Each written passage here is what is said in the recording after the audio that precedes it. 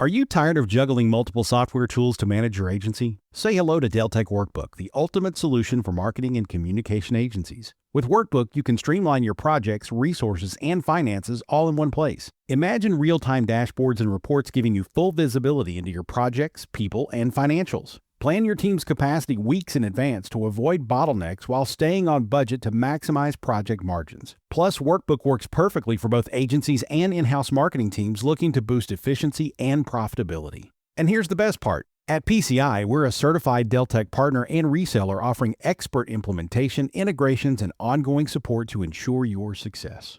Want to see how Deltek Workbook can transform your operations? For a free consultation, visit pci.us/podcast today. That's pci.us/podcast.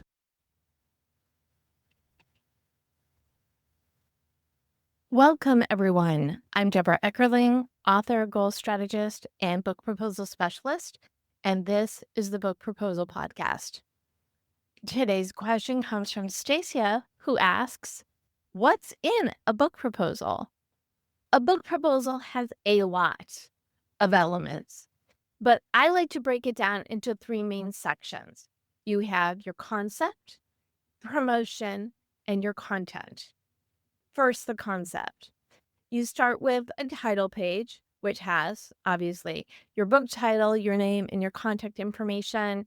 And if you have accolades, you run a business, you're a known expert, a thought leader in something, you have awards or other notable attributes, that can go on the title page right under your name. Next is the sizzle. This is a picture or graphic that illustrates the concept of the book and draws the reader in so they want to learn more. Now we go into the overview, which is a one-page description that details your idea. It's what the book is, what makes it unique, and why you are the best person to write it. You also get to start making your case about who's going to read the book and why it will sell. All the other sections grow from what you state in your overview. Next is what's in the book, and this is where you go into more detail about the book's content. You want to give a big picture description about what you plan to cover. So if it's memoir, it's beginning, middle, and end. If there are different sections, do a paragraph about each of them. You're painting a picture, and in each section, you're adding a little bit more detail. And now it's the book specs, and this is where you share things like genre and word count and how soon the manuscript can be completed. And if you have a recognizable name, an influencer in the industry, someone big in your field, who you plan to approach or already is on board to write the forward or afterward, you want to add them in this section. The last thing you want to include are just some bullet points of the ways in which you plan to share the information in the book. Are you using interviews, case studies, instructions, photos, graphics, anecdotes? You get the idea. That was concept. Next is promotion. You start with your author bio and your headshot. Remember, you're not just selling your book, you're positioning yourself as a real person and the expert you are. So you need a photo that looks like you. And for your bio, lean into your most relevant experience. Next is testimonials, which you can take from your LinkedIn or if you've got testimonials on your website. And if you've got reviews from previously published books, you can put them in this section as well. Now we go into your author platform. This is everywhere you show up online and offline, on websites, on social media, your newsletter, if you host a podcast, but also your involvement in organizations. In addition, you want to list any media, whether it's video interviews or podcasts or articles written about you or articles that you've written about your topic, and also any speaking engagements. Both of these sections, the media and the speaking, these are a list, but if you have a link to put into it, that's even better. And for the speaking engagements, you want to show that you are articulate, and you do that really well by sharing places where you've spoken about your topic. And if you have a sizzle reel, That's a 3-ish minute trailer of you in action. That's good to add as a link at the end of this section. So whoever's reading this has a really quick picture of who you are, your knowledge base, and your personality. Now we get into marketing. This is a great creative exercise. So come up with fun ideas. You may not do everything, but think very sky's the limit.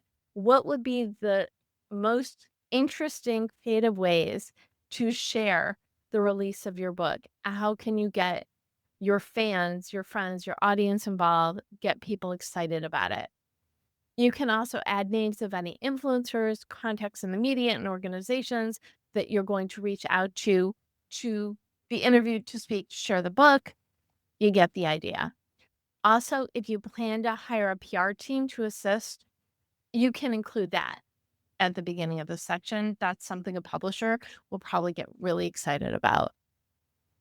I also like to add a page for series at the end of the marketing section, because an agent or a publisher, they don't want just one book. They want an author that they can develop a relationship with, that they can work with through the span of many books. So by adding a page for series, your ideas for future books, that shows them that you've got so much content that you are in it for the long term. Now we get to the audience section. This is one of the research sections in the book proposal. Think about who your demographic is, where they are, and do a little bit of Googling. So let's say you have a business book, find statistics on leadership development and how many businesses use that, invest in that for their teams.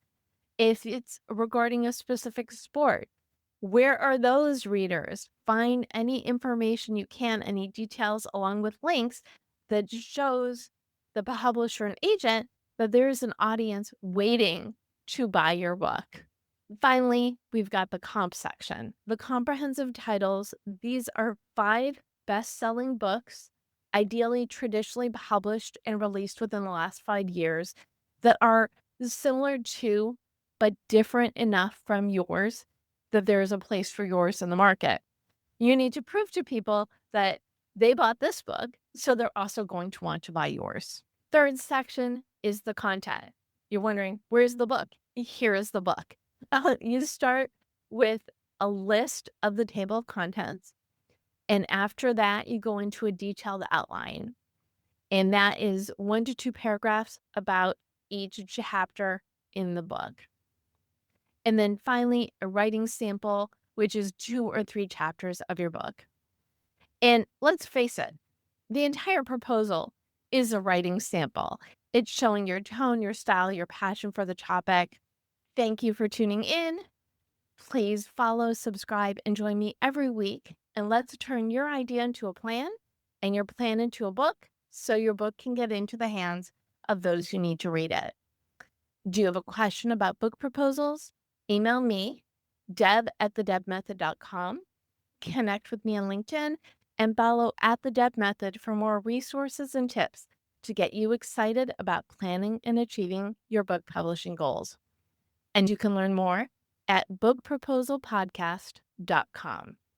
You may know you're listening to this show along the Marketing Podcast Network, but did you know there are other great shows on MPN to help your business? Robbie Samuels hosts the On the Schmooze podcast. Robbie, tell listeners what to expect from the show. Since 2015, I've interviewed entrepreneurs who overcame challenges to achieve success in their field or industry. Tune in to On the Schmooze to listen as I ask deep questions to elicit untold stories about leadership and networking. And where can people subscribe? Find the show at ontheschmooze.com or on marketingpodcast.net, or just search for it wherever you get your podcasts. You heard them. Go subscribe. This podcast is heard along the Marketing Podcast Network. For more great marketing podcasts, visit marketingpodcasts.net.